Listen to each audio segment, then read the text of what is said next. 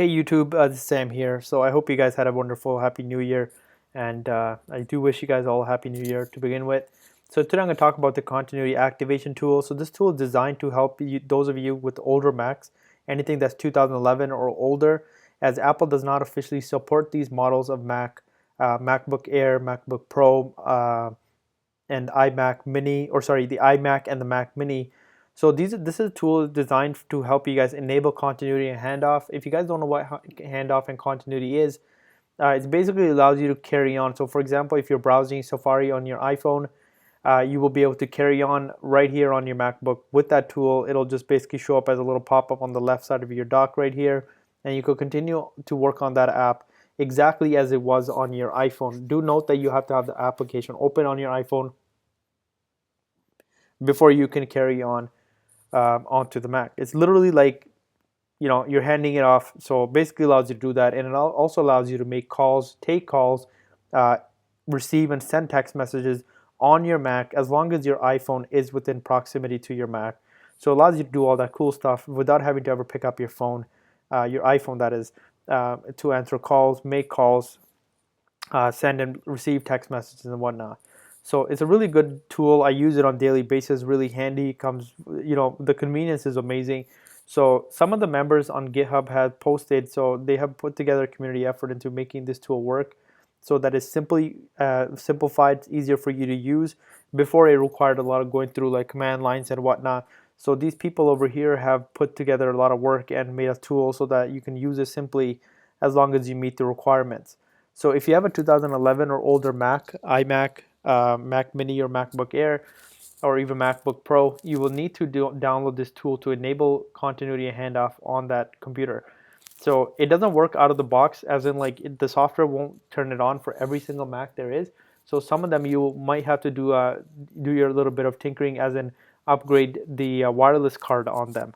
So we'll talk about that as we go further down.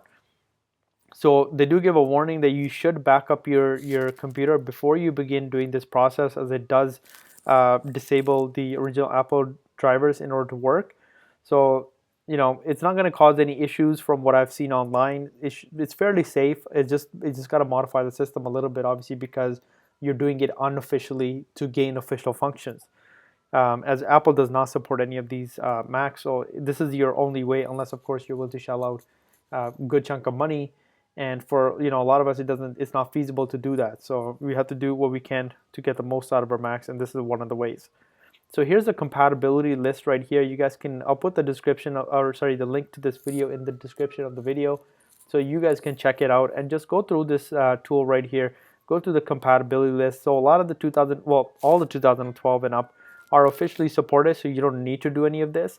And over here shows green. So the mid MacBook Air, 2011 MacBook Air, Mac Mini, they work out of the box, as in all you have to do is download this tool and go ahead and modify the files automatically by using this tool right here.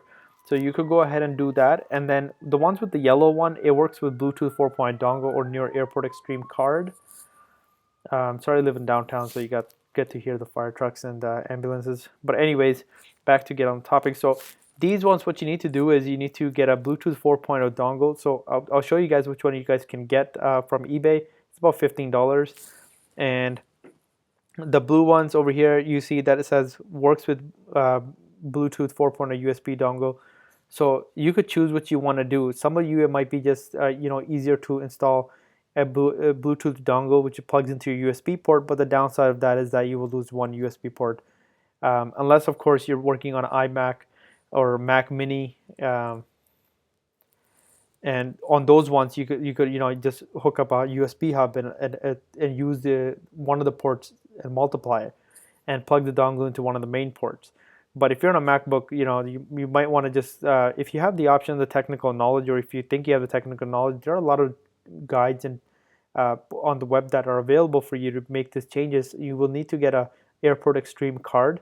So you could choose what you want to do, and then once you install that card, it'll be internal and you have your USB port free. So I would highly recommend, if you think you are handy enough to make such a change in your computer, then I would highly recommend that you go ahead and do the Airport Extreme card, because if you use your computer a lot, the USB port can be very valuable to have. unless of course again you do want to carry around a USB hub. Besides that, I mean, so it's just easier if you do this, is it'll be kind of like permanent. And for a lot of them, it's fairly straightforward as long as you follow all the tutorial and guides that are available online. So I won't be showing you guys because I don't have any computers to do this on, otherwise I would. But so just go through this list right here. So the USB dongles, they list to you, these guys are really good. The guys that put together this program, they're really, really helpful. They have even given you some of the models here and tell you which ones exactly to buy. So you could get these off eBay for about $10, $15, the USB dongles. And it says the recommendation is to look for dongles based on the Broadcom BCM20702 chip, which is similar to the ones used by Apple in the continuity compatible Macs. A few examples include the Asus BT400. So now this one I saw on eBay. So let's quickly look at it.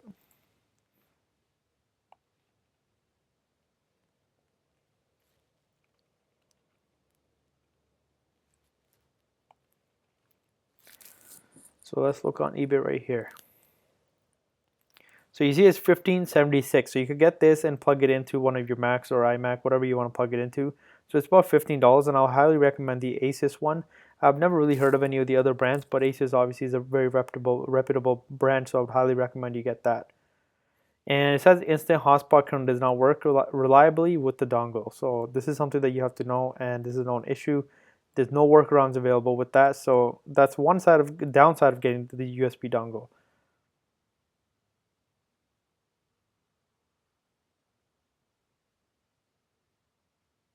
And it also says the Ethereos, I believe it's called, correct me if I'm wrong. The Wi-Fi airport cards will prevent continuity from working even when adding a Bluetooth 4.0 dongle, because the system diagnostic feature of CAT tells which Wi-Fi brand is active.